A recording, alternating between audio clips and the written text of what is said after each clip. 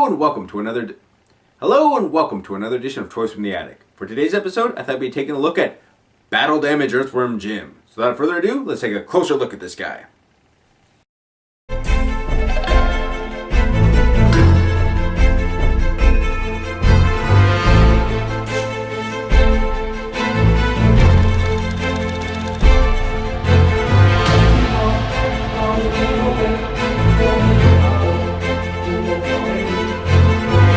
Although Jim's suit is strong and powerful, it is not immune to taking damage. Warding off attacks from his enemies and friends, he rarely comes out of a situation unscathed. Here we have Battle Damage Earthworm Jim. Now, I've talked before about how I don't really like to get variants of characters, especially if that armor or that feature hasn't been shown in either the video game, comics, or TV show. However, Battle Damage is kind of the exception. I think it's always neat to when you have a figure that actually looks like he's been through hell, or that he's really barely came out of a fight. And so I kind of buy those guys if I can, just because they kind of look neat. It's also neat to see kind of the inner workings of the suit here. You can see that his arm, all the fabric on his arm is just completely ripped off, and you get the idea of all the gears and all the muscle wiring in there. You get some more right over here. So you get an idea of how this suit was actually constructed and what it looks like underneath. Now, let me get to his guns right here for a second. I'll start off with the... Get that out of his...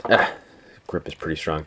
He comes with his standard regular gun. It's not red because when these guys started to come out later on, they just decided to use the same coloring as Snot here, so they've made all of his weapons green. You can see his gun also has a lot of battle damage too, so you can see the inner workings in there. You can see a little bit of servos and circuitry and a little bit of gears. So that's also nice that they added the damage to his guns as well, and they just didn't take the old weapons from the first Earthworm Jim and just stuck them with this one. It also comes with his big croaking gun, and you can see that also has a lot of scrapes and cuts and cracks on it as well. So this one's also been through some pretty heavy damage as well. And yeah, it's something that I like that they even added to the weapons, including even Snot here. You can see that he's had some of his outer layer ripped off, and you can see some muscles underneath there and chunks. I'm cracking up because he's supposed to be a little booger, but yet why does he have muscles under here? If you ever see the back of the box of these guys, this guy is really well painted. I mean, they've gone and painted his teeth, his eyes, and they've painted a bunch of little fleshy muscles in here. Of course, they're not going to do that for any of these individual toys. Anyone who's not worried about any collectible value and wants to customize these guys, you could do a pretty good, decent paint job on them, and it would probably look pretty cool. His articulation is pretty standard. I mean, his arms move up and down, and I'm trying not to have his gimmick get fired off here. His wrist actually moves on this side right here. However, it actually moves a lot further up on this hand. His legs move up and down, and he has his little gun holster right here, and then his head can move side to side. I love how the expression on his face. You can tell that, yeah, this is one where he's like really ready to fight. Now he actually comes with a little gimmick, and you can kind of probably already tell what it is. His chest will pop off right here, and I'm okay with that gimmick because it doesn't take away from the actual toy itself, as opposed to like a big missile launcher arm or some sort of extending limb or something. That's those things I get a little annoyed with. But just a chest that pops off, that's okay. Anyways, to make it work, you just press a button right here, and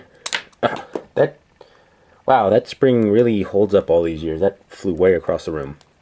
Anyways, once that piece is exposed, you can see all the inner workings of his chest right there, and revealing even more details of how this suit actually works. As far as the guy goes in this collection, I mean, this collection isn't big overall, but Battle Damage Earthworm Jim is definitely a cool guy to have. Any serious collectors out there, or anyone who wants to have him, I would say try to find the first Earthworm Jim, and then definitely try to find this one. Anyways, this has been a look at Battle Damage Earthworm Jim. Once again, thank you for watching. If you enjoyed what you've seen today, please feel free to like, subscribe, or leave a comment below in the comment section. Also, feel free to check out some of my other toy review videos. Anyways, see you next time.